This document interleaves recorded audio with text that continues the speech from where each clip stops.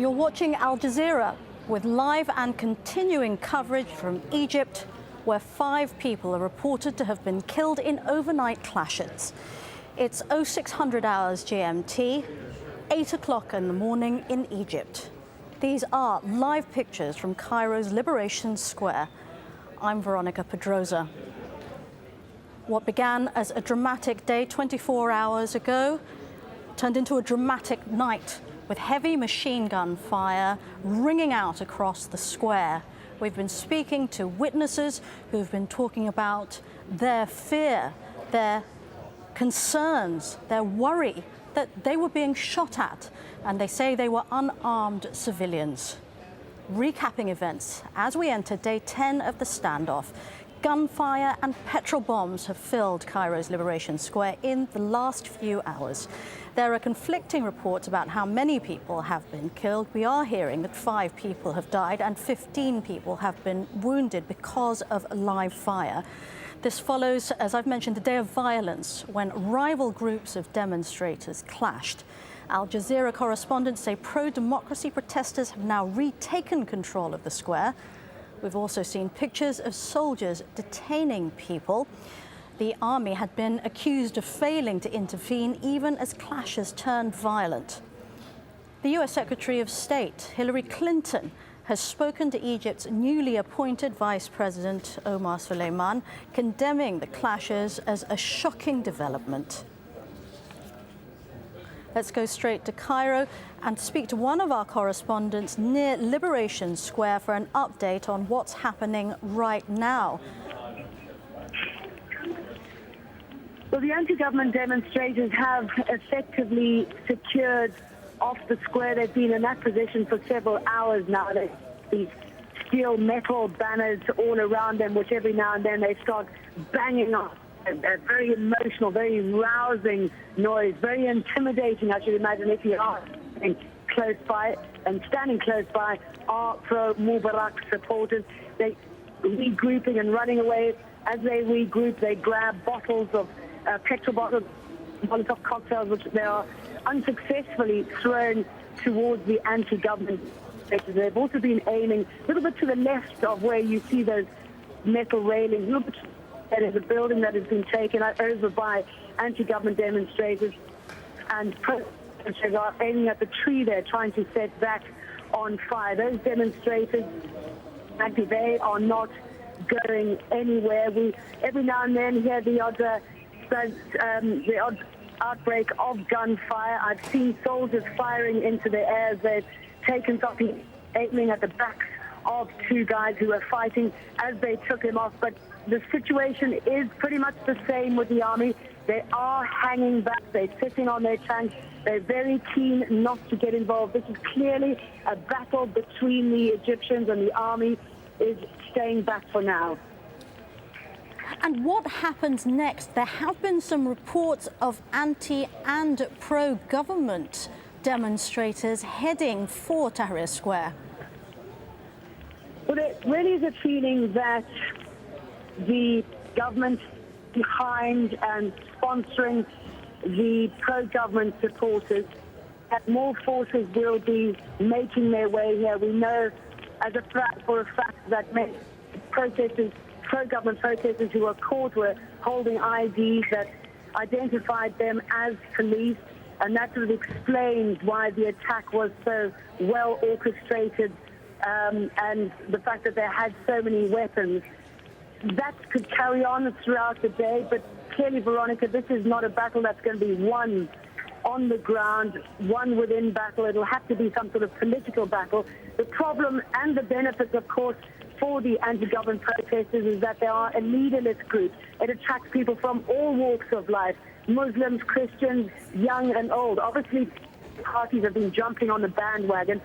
We know that some who support the anti-government protests are prepared to talk to the vice president while Mubarak remains in power.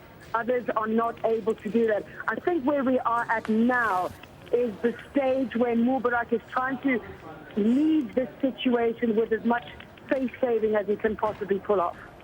Yeah, I just want to summarize that. It does seem that the Vice President Omar Suleiman has said he will not go into talks with the opposition unless protesters leave the square. And what happened last night seems to have been the government's plan to evacuate protesters from the square.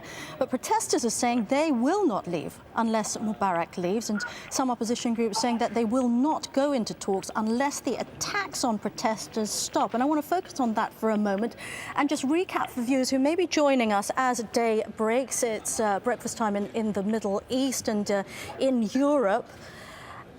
And look at the significance of this escalation in violence, because what happened last night was fatal. At least 5 people died, and that may be changing the game.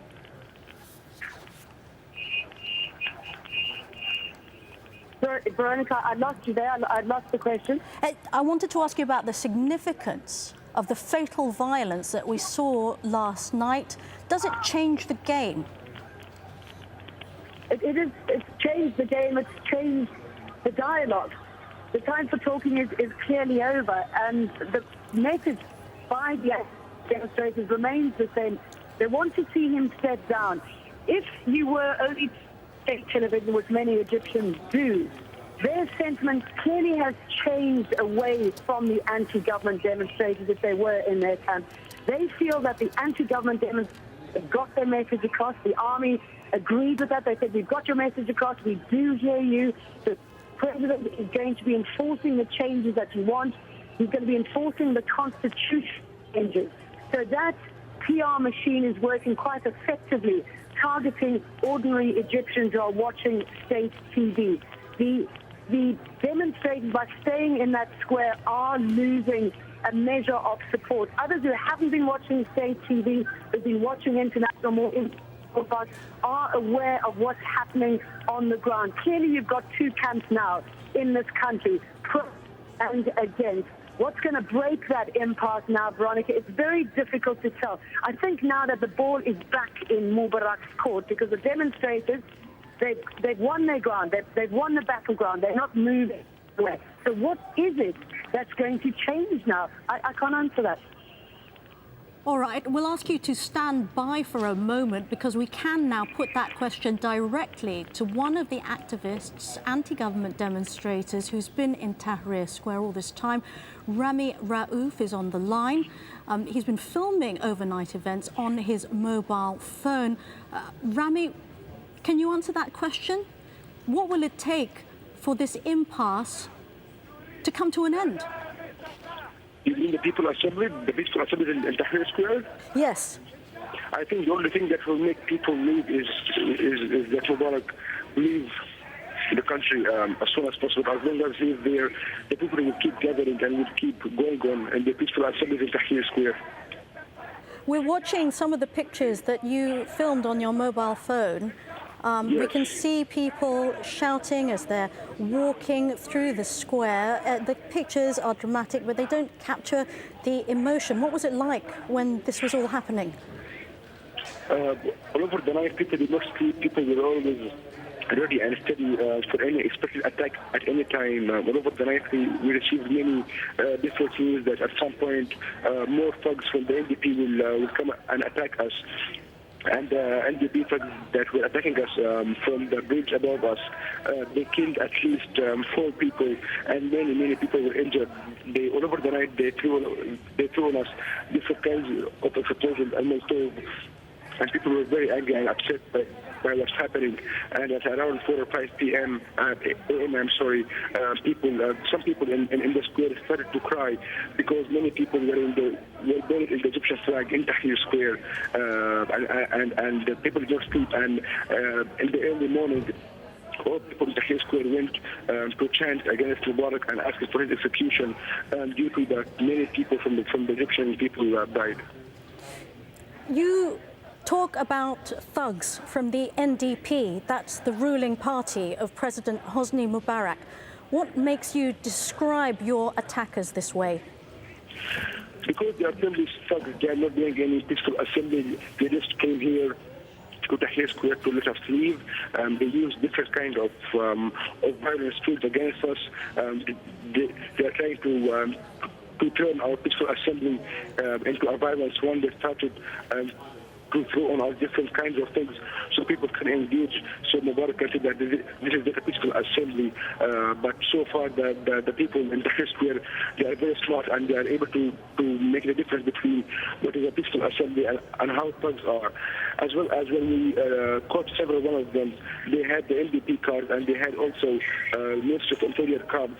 So we are pretty sure that there were also undercover agents, even them, attacking us all over the night. There are media reports that more pro-government supporters and more anti-government supporters are on their way, and that there could be another day of clashes like we saw yesterday. What are your plans? Actually, today and tomorrow, they are going to be a very important day because there are wide invitations to people in Cairo and in different provinces around us to come and join Tahrir Square today and tomorrow all over the day. So I think today and tomorrow, more and more people will join the peaceful assembly in Tahrir Square. About the pro-Mubarak, I can't see at all that they are increasing. I think they are as is 200 or 300 people. They are gathered by the LDP officials because when we spoke with them after the attacks, many of them told us that they paid money to come and throw on us stones. The new Vice President, Omar Suleiman, says he will not go into talks with the opposition unless you, protesters, leave the square. Isn't this an opportunity for you? Not at all, because it's simply that Hosni Mubarak and Omar Suleiman, they are not getting our message. Our message is that Mubarak should be down. That's our point. We are not here to negotiate with him anything or to start any discussion between us and them. We just want Mubarak down. That's our demand. All right, thank you very much indeed. We're going to leave you and get another perspective of what's going on in Tahrir Square. That translates into English as Liberation Square. From Mohammed Abdullah, what was last night like for you? What happened to you? Hello? Hello, Mohammed Abdullah. What happened to you last night when live gunfire was ringing out? Hi.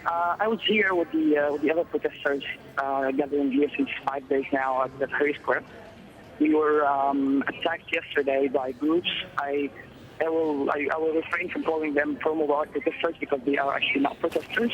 Protesters don't usually carry firearms and machete knives and stuff like that.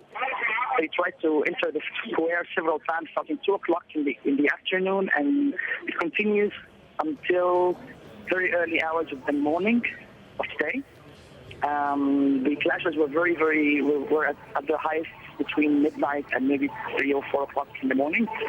It turned the square into literally a war zone, including a makeshift kind of field hospital where people were treated.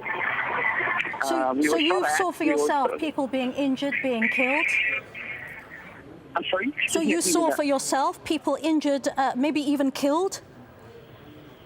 The reports around here, what we are hearing around is that only one person was killed. It's announced that. And I can looking around me now, I see everybody around me, almost like 40% of everybody around me has a bandage or wrapping their arm or their leg or limbing or something. There's a lot of injured people in here. Nonetheless, morale is very, very high. The minute the dawn came, the minute the light came up, everybody was very, very happy. Everybody was smiling. I think you can hear some chanting and some songs being broadcasted on the PA system. People are very happy that they have survived the night. They think they have been victorious. We believe we've been victorious. Those are